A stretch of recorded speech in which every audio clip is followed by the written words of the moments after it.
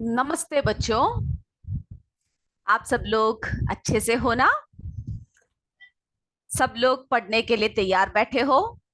काफी सर्दी होगी, है ना? सर्दी में भी आप सब अच्छे से बैठे हुए हो, सारे स्वेटर सब पहनकर पढ़ने के लिए तैयार बैठे हो। कोई बात नहीं, ठीक है। आप लोग ऐसा कीजिए, मन लगाकर पढ़िए तो सर्दी सब क्या हो जाएगा, दूर हो जाएगी। तो शुरू करें हम लोग अपना कौन सा इकाई कर रहे हैं? इकाई 13, कार्य तथा ऊर्जा। हम लोग इसके बारे में चर्चा कर रहे हैं। इकाई 13, कार्य तथा ऊर्जा के बारे में हम चर्चा कर रहे हैं। उसमें हमने अपने आखिरी कक्षा में किसके बारे में चर्चा किया? ऊर्जा के स्रोत, है ना? सोर्सेस ऑफ एनर्जी के बारे में हमने बात किया। तो उसमें हमने कौन कौन से ऊर्जा के स्रोत के बारे में चर्चा कर लिया है? ईंधन के बारे में चर्चा कर लिया, भोजन, बायोगैस, सौर ऊर्जा। इतने ऊर्जा के स्रोत के बारे में हमने चर्चा कर लिया है। अब बच्चों, हम बात करते हैं वायु ऊर्जा की। इसके बारे में बात कर रहे हैं, वायु ऊर्जा की। तो वायु ऊर्जा एक नवीकरणीय ऊर्जा स्रोत है। आपको पता है ना, वायु ऊर्जा कैसा है? जो कभी खत्म ना होने वाला स्रोत है ना, कभी खत्म ना होने वाला स्रोत है, जो हमें प्रकृति की देन है। तो वायु एक नवीकरणीय ऊर्जा का स्रोत है। और पवन ऊर्जा जो है, पवन चक्की, आपके इसमें एक डायग्राम दे रखा है, पवन चक्की 13.7। जरा आप उस डायग्राम को जरा देख लीजिए। 13.7, उसमें एक डायग्राम दे रखा है। ये देखिए, ये देखिए, ये देख रहे हो ना, विंड मिल, पवन चक्की। इसमें क्या होता है? इसमें जो होता है, पवन चक्की का उपयोग कर कर, इसका उपयोग कर कर पवन ऊर्जा से विद्युत बनाने का में किया जाता है। यानी पवन ऊर्जा का कार्य हम लोग किसको बनाने में किया जाता है? इलेक्ट्रिसिटी, विद्युत। यहाँ पर मोटर लगे होते हैं, और जब ये पंखा घूमती है, जितनी जोर से ये घूमेगी उतनी ही क्या होगी, हमें विद्युत यानी इलेक्ट्रिसिटी प्राप्त होगी। हमारे देश में बहुत सारे ऐसे क्षेत्र हैं, हमारे देश में बहुत सारे ऐसे क्षेत्र हैं जहां पर वर्ष भर हवा की अपेक्षाकृत क्या होता है, बहुत तेज हवा चलती है ना, बहुत सारी जगहों पर। अभी भी आप कभी देखते होंगे, सर्दी का मौसम है और तेज हवा चल रही है तो बहुत ही सर्दी लगती है। तो क्या है, ऐसे कई जगह है, कई क्षेत्र है जहां पर बहुत तेज हवा चलती है। और जैसे ही तेज हवा चलती है, तब क्या होती है, जब इस पवन चक्की से ये टकराती है, तब ये पंखे, इस पवन चक्की के जो पंखे हैं वो तेज घूमने लगती है, तेज गति से घूमने लगती है। इसकी पंखुड़ी के घूमने से इसमें जो जुड़े हुए टरबाइन है वो भी घूमने लगता है, जिससे विद्युत उत्पन्न होती है। क्या उत्पन्न होती है? विद्युत उत्पन्न होती है। तो इस प्रकार से हम लोग पवन ऊर्जा द्वारा विद्युत बनती है, यानी पवन ऊर्जा द्वारा हम लोग क्या बनाते हैं? इलेक्ट्रिसिटी, विद्युत बनाते हैं। तो हम लोग क्या कह सकते हैं? गतिमान वायु में भी क्या होता है? ऊर्जा होता है। गतिमान वायु में भी ऊर्जा होता है। तो हमने ये देखा किस तरह से हम लोग वायु ऊर्जा का इस्तेमाल कर कर हम लोग विद्युत उत्पन्न करते हैं। और हमने देखा गतिमान वायु में भी ऊर्जा होता है। अब अगला देखते हैं क्या है, जल ऊर्जा। जल ऊर्जा आप सबको पता है, जल ऊर्जा की क्या है? जल में क्या है? जल गति यानी गतिमान जल में ऊर्जा होती है ना? गतिमान जल में क्या होता है? ऊर्जा होता है। तो उसमें आपके किताब में एक डायग्राम दे रखा है, उस डायग्राम को भी जरा देख लीजिए। ये रहा चित्र 13.8। चित्र 13.8, इसमें क्या दे रखा है? इसमें जो है, इस चित्र के अनुसार टिन के टुकड़ों की एक फिरकी पर कुछ ऊंचाई से पानी डालती है। यानी यहाँ पर ऐसे दो रखा हो, यहाँ पर एक फिरकी है, ये घूमने वाला चक्र, ठीक है। और ऊंचाई से पानी डाल रहे हैं हम लोग। इसमें क्या कर रहे हैं? ऊंचाई से पानी डाल रहे हैं। जैसे ही हम लोग ऊंचाई से इसमें पानी डालते हैं तब क्या होता है, ये फिरकी घूमने लगती है। फिरकी क्या करती है, घूमने लगती है। इससे क्या पता चलता है कि गतिमान, जब ये जल यहीं पर रखा हुआ आप हल्के से डाल रहे हो तब कोई असर नहीं होगा, लेकिन अगर आप ऊंचाई में लाकर ये जल को इस फिरकी के ऊपर डालोगे तो ये फिरकी घूमने लगती है। इससे ये साबित होता है कि गतिमान जल में ऊर्जा होती है। क्या साबित होता है, गतिमान जल में ऊर्जा होती है। गतिमान जल से फिरकी को क्या प्राप्त हो रहा है, ऊर्जा प्राप्त हो रही है। आपने देखा होगा पहाड़ी क्षेत्रों पर जो जल झरने सब जो ऊपर से नीचे को गिरते हैं, है ना, जब ऊपर से नीचे को बहते हुए जल की ऊर्जा से आटा आदि पीसने वाली पंचक्की चलाई जाती है, क्योंकि ऊपर से जब गिर रहा है तो उसके ऊपर क्या हो रहा है, फोर्स लग रहा है, ये घूम रहा है, तो उसकी वजह से क्या है, कई मिलें सब चलाई जाती है, यानी आटा सब पीसने वाली मिल, है ना, पंचक्की चलाई जाती है। तो नदियों एवं नहरों में बहते हुए जल द्वारा, आपने देखा होगा कई बार जब समुद्र में सब जल बह रहा है, या आपने अगर कहीं भी नदी देखी हो जहां से बहता हुआ आ रहा हो जल, तो आप देखोगे उस जल में बहुत सारी चीजें भी अपने साथ बहाते हुए लेकर आ रहे हैं। क्या बहाते हुए लेकर आ रहे हैं, बहुत सारी चीजें अपने साथ बहाते हुए लेकर आ रहे हैं, है ना। तो क्या इससे क्या साबित होता है, इससे ये साबित होता है कि बहते हुए जल में भी क्या होता है, बहते हुए जल में भी ऊर्जा होती है। तो हमने वायु ऊर्जा देखा, वायु ऊर्जा देखा, पवन चक्की का उपयोग पवन ऊर्जा से क्या प्राप्त करते हैं, पवन ऊर्जा से विद्युत बनाने में किया जाता है। तो पवन ऊर्जा द्वारा विद्युत बनाते हैं। वो बात समझ में आ गया ना। फिर हमने जल ऊर्जा के बारे में बात किया कि गतिमान जल में ऊर्जा होती है। गतिमान जल में क्या होता है, ऊर्जा होता है, और बहते हुए जल की ऊर्जा से आटा आदि पीसने वाली पंचक्की चलाई जाती है। तो ये सारे पॉइंट्स को आप याद रखोगे, ठीक है। उसके बाद फिर हमने क्या देखा कि नदियों के बहते हुए जल द्वारा बालू वे उपजाऊ मिट्टी प्राप्त होते। जब जल बह जाता है तो आप देखोगे कि वहां पर क्या होगा, बहुत ही सॉफ्ट उपजाऊ मिट्टी हमें प्राप्त होता है। जैसे कि बहते हुए नदियों में इमारती लकड़ी को एक स्थान से दूसरे स्थान तक ले जाया जा सकता है, यानी वहां पर क्या कर दिया, लकड़ी डालने से वो सीधा बहते हुए दूसरी जगह तक पहुंच जाता है ना। और हमने क्या देखा कि नदियों के बहते हुए जल से बालू व उपजाऊ मिट्टी प्राप्त होती है। तो इससे हमें क्या पता चलता है, इससे हमें यह पता चलता है कि गतिमान जल में ऊर्जा होती है। हमें क्या पता चला, गतिमान जल में ऊर्जा होती है। तो बच्चों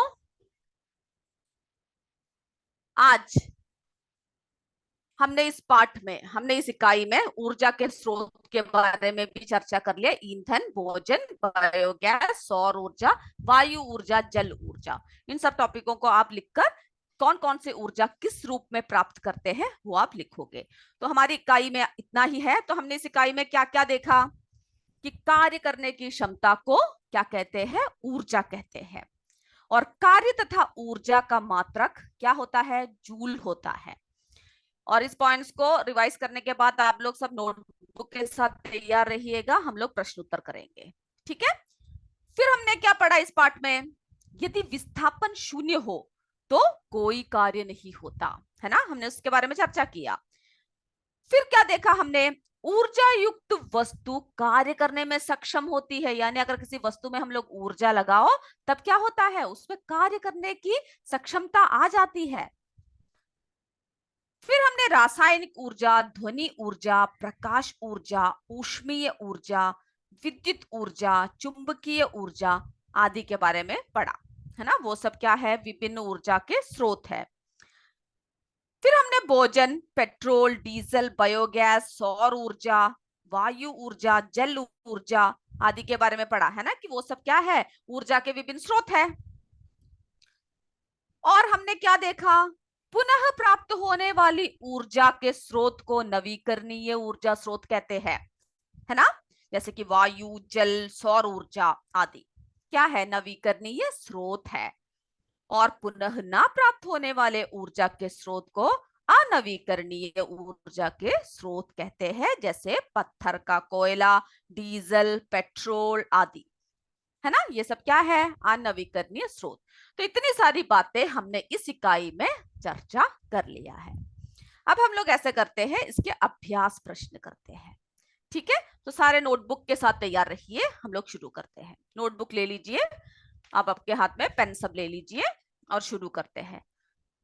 इसमें जो है हम लोग प्रश्न उत्तर सिर्फ करेंगे। इसमें जो है सही विकल्प चार्ट के लिखिए, ये सब क्या है हम लोग कर चुके हैं यानी हम लोग जब वन वर्ड आंसर सब करते हैं उन सब पे हमने बोल चुके हैं, तो वो सब आप स्वयं करोगे। ठीक है, ऊर्जा का अनवीकरणीय स्रोत है वायु, जल, पत्थर का कोयला, बायोमास। तो आपको पता है पत्थर का कोयला, वो सब आप स्वयं करोगे। हम लोग प्रश्न उत्तर की तरफ आते हैं, तो नोटबुक के साथ तैयार रहिए।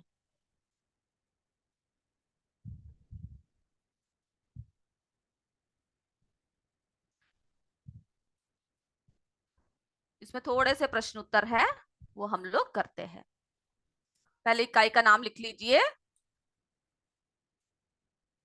हम लोग प्रश्न 4, निम्नलिखित प्रश्नों के उत्तर एक वाक्य में लिखिए कर रहे हैं। इसमें पहला प्रश्न लिख लीजिए, भोजन में ऊर्जा किस रूप में होती है? छोटे छोटे प्रश्न उत्तर है, आप जल्दी जल्दी लिख सकते हैं। भोजन में ऊर्जा किस रूप में होती है, पहले ये प्रश्न लिख लीजिए। ये प्रश्न आप अपने किताब में से भी देख के लिख सकते हो। ठीक है, पहला प्रश्न, भोजन में ऊर्जा किस रूप में होती है? जल्दी से प्रश्न लिख लीजिए।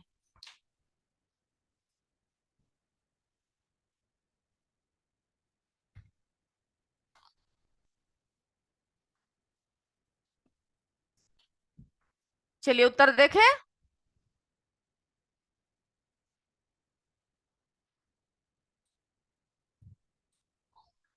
उत्तर है, भोजन में ऊर्जा रासायनिक ऊर्जा के रूप में होती है। लिख लीजिए, भोजन में ऊर्जा रासायनिक ऊर्जा के रूप में होती है। हम जब लिखकर आगे बढ़ेंगे, अगर आपका किसी का नहीं हुआ है तो आप हैंड रेज कर सकते हैं। जिन्होंने ये लिख लिया, अगला प्रश्न लिख लीजिए।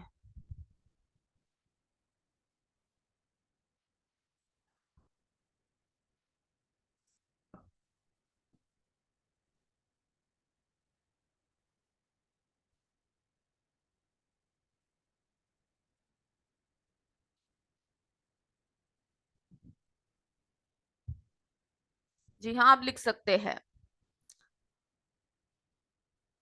CS कटाया, आप लिख सकते हैं, भोजन में ऊर्जा किस रूप में होती है?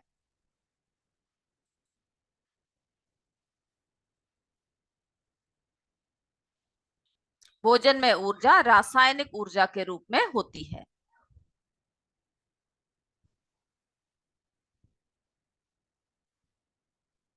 चलिए अब अगला प्रश्न लिखिए। अगर आप हैंड रेस करते हैं और हो गया है तो आप लोग क्या कीजिए, थंब का निशान भी दे दीजिए, ताकि मुझे पता चले कि आपका हो चुका है।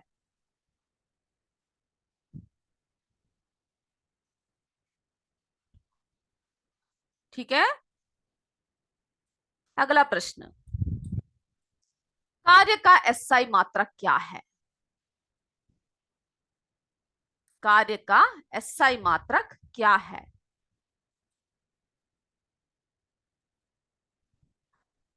ये सिर्फ एक एक वाक्य के उत्तर है, आप जल्दी जल्दी लिख सकते हो। कार्य का SI मात्रक क्या है? पहला प्रश्न हो गया है, मैं उम्मीद करती हूं। दूसरा लिखते हैं, कार्य का SI मात्रक क्या है? SI पद्धति में कार्य का मात्रक जूल होता है, या तो आप ऐसे भी लिख सकते हो, कार्य का SI मात्रक जूल है।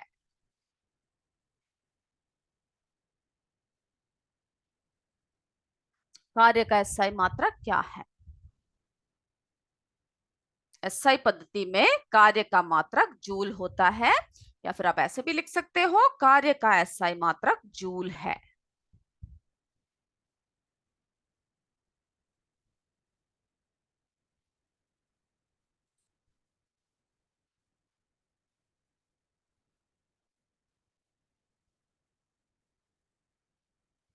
जिनका वो प्रश्न हो गया, अगला लिख सकते हैं। पटाखे में किस प्रकार की ऊर्जा होती है? जिनका वो प्रश्न हो गया वो अगला प्रश्न लिख सकते हैं।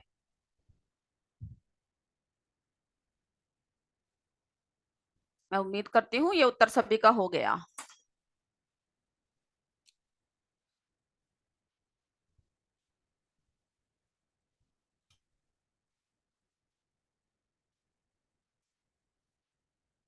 आगे बढ़े।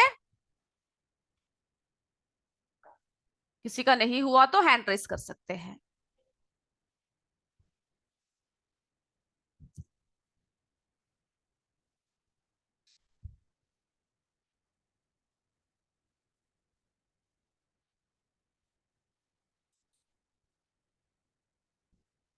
सबका हो गया ना? अब अगला प्रश्न देखिए। पटाखे में किस प्रकार की ऊर्जा होती है? पटाखे में किस प्रकार की ऊर्जा होती है?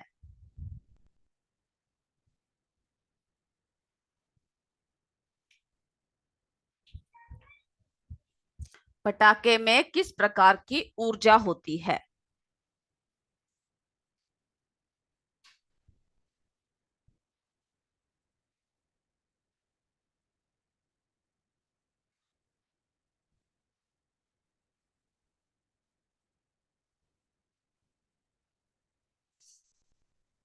चलिए देखिए, उत्तर देखिए। पटाखे में प्रकाश और ध्वनि ऊर्जा होती है ना? जब पटाखे जब छोड़ते हो, जब जलता है, प्रकाश भी होता है और साथ में क्या होता है, ध्वनि भी होती है। तो पटाखे में प्रकाश और ध्वनि ऊर्जा होती है।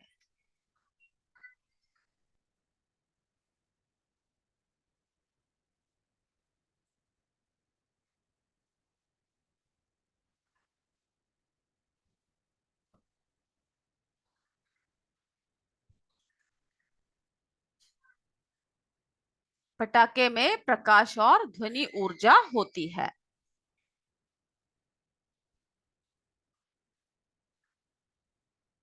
जिन्होंने लिख लिया वो अगला प्रश्न लिख सकते हैं। कार्य और ऊर्जा में क्या संबंध है?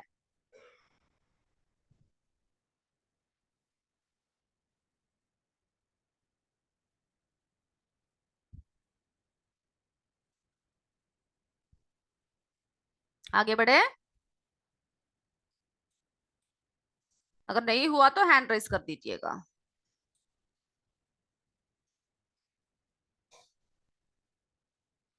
हो गया है।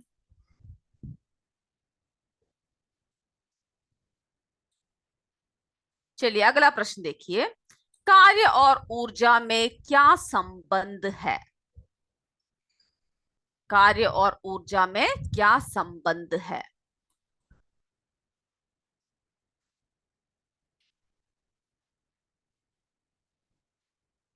तो आप इस तरह से लिख सकते हैं उत्तर, कार्य और ऊर्जा में संबंध। इस तरफ अब एक डैश लगा दीजिए, उसके बाद नीचे लिखिए। कार्य और ऊर्जा में क्या संबंध है? प्रश्न प्रश्न हो गया तो उत्तर देखिए। कार्य और ऊर्जा में संबंध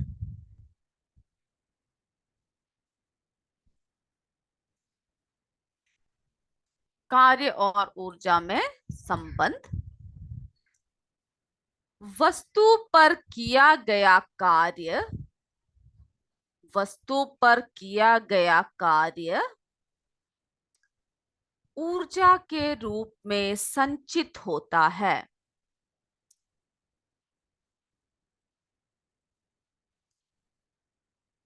वस्तु पर किया गया कार्य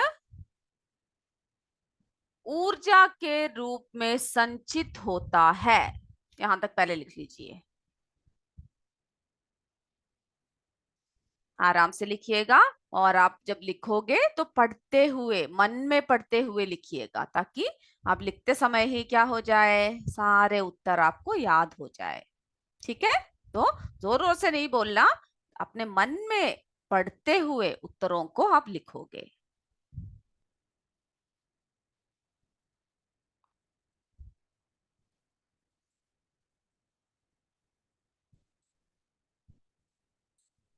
तो देखा, कार्य और ऊर्जा में संबंध।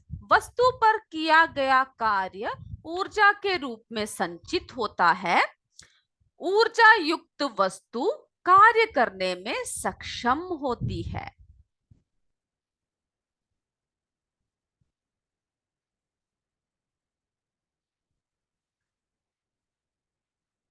जिन्होंने वो लिख लिया वो अगला प्रश्न लिख सकते हैं।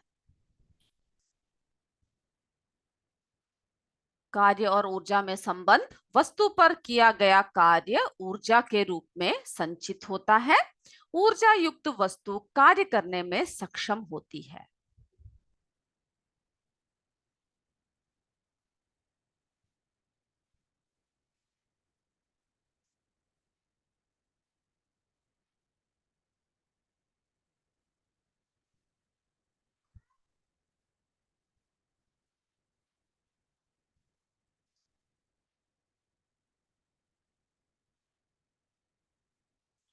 जल्दी से लिखिए। जिनका हो गया वो अपना अगला प्रश्न लिखिए। ईंधन किसे कहते हैं? किन्हीं 5 ईंधनों के नाम लिखो। किन्हीं 5 ईंधनों के नाम लिखे। अगला प्रश्न लिख लीजिए जिनका ये प्रश्न हो चुका है।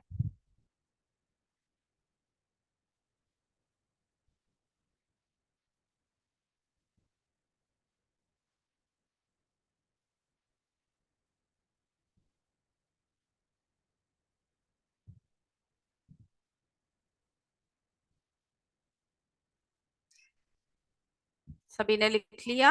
आगे बढ़े। किसी का नहीं हुआ तो हैंड राइज कर सकते हैं, नहीं तो हम अगला प्रश्न देखते हैं।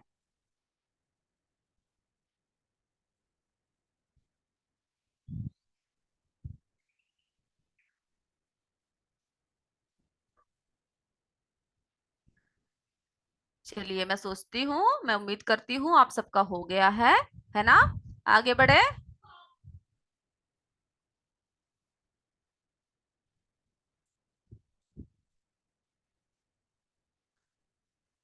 अगला प्रश्न लिखिए। ईंधन किसे कहते हैं? किन्हीं 5 ईंधनों के नाम लिखे।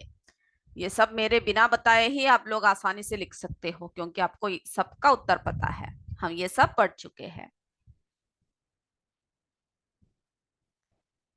जब आप एग्जाम में लिखते हो तो कई बार क्या होता है, आपको वैसे ही अगर आप रट्टा मारते हो तो क्या होता है, आपको वो याद नहीं आता।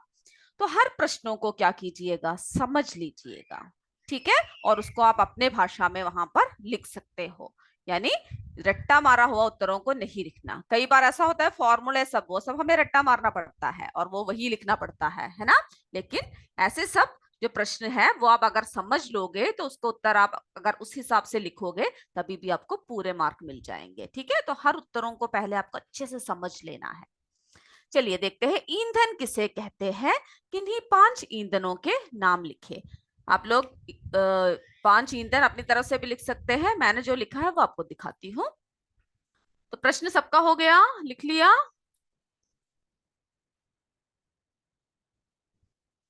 जिन्होंने प्रश्न लिख लिया उत्तर देखिए। ईंधन। ईंधन वे पदार्थ है। ईंधन वे पदार्थ है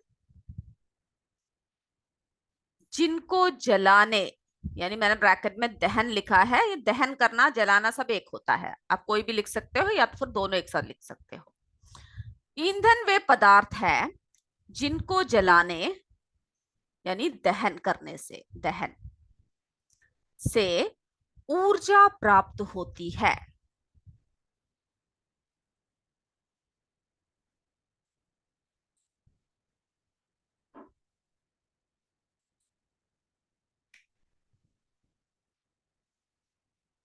ईंधन वे पदार्थ है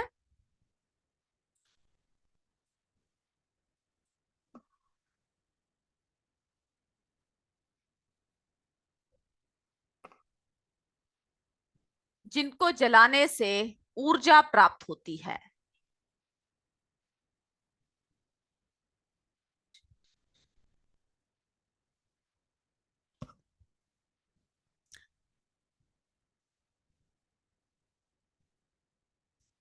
अब उदाहरण पूछ रखे हैं, है ना?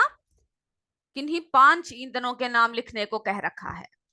तो आप क्या लिखोगे? जैसे, या फिर आप यहां पर ये भी लिख सकते हो, उदाहरण: लकड़ी,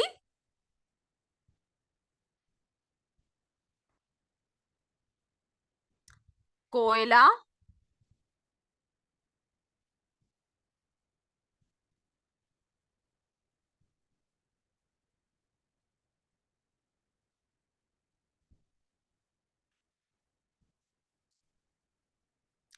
मिट्टी का तेल,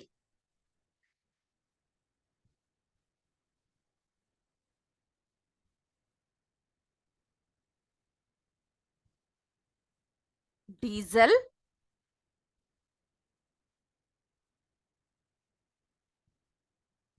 पेट्रोलियम।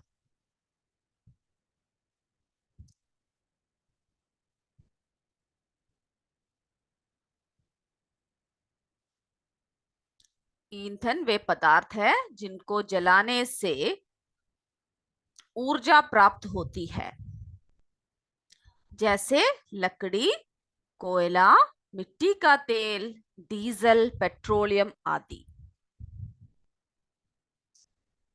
ये लिख लीजिए। उसके बाद हम आपको शुरुआत से एक और बार दिखाएंगे। उस वक्त मैं प्रश्न और उत्तर बोलूंगी नहीं, क्योंकि आज मेरे गले में थोड़ी सी दर्द ज्यादा है, तो थोड़ी सी परेशानी है। तो मैं क्या करूंगी, पहले से आखिर तक आपको एक और बार सारे उत्तर दिखा देते हैं, और जिनका नहीं हुआ वो लिखेंगे, ठीक है? उस वक्त मैं बोल प्रश्नों को और उत्तरों को दोबारा नहीं पढ़ूंगी। तो ये प्रश्न सभी का हो गया। चलिए, जिनका नहीं हुआ हैंड रेस कर सकते हैं। उसके बाद हम आपको पहले से प्रश्नों को दिखाते हैं।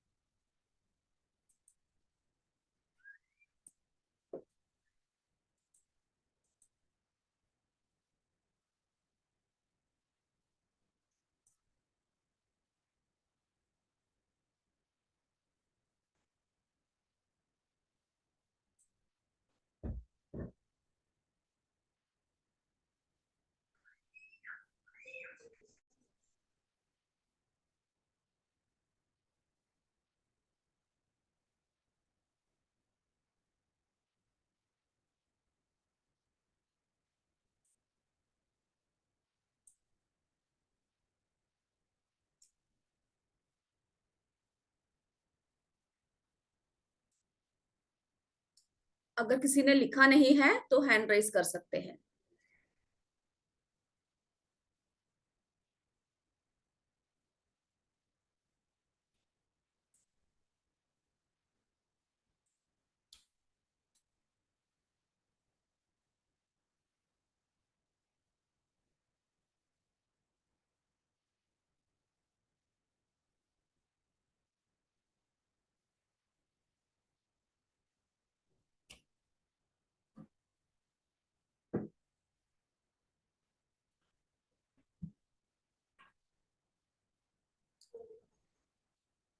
इसे देखते हुए आप लिखते जाइए।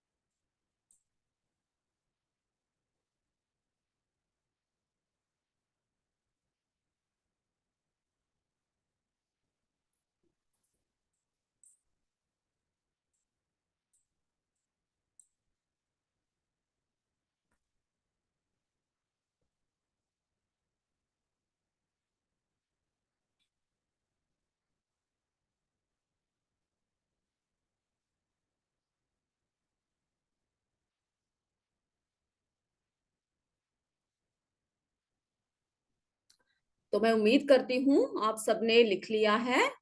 तो आज की कक्षा हम यहाँ पर समाप्त करते हैं, ठीक है। अगर नहीं लिखा तो हैंड रेस कर सकते हैं और प्रश्न बोल सकते हैं, ठीक है। फिर आज की कक्षा हम यहीं पर समाप्त करते हैं। जय विद्या शक्ति, जय हिंद, जय भारत। धन्यवाद मेरे बच्चों।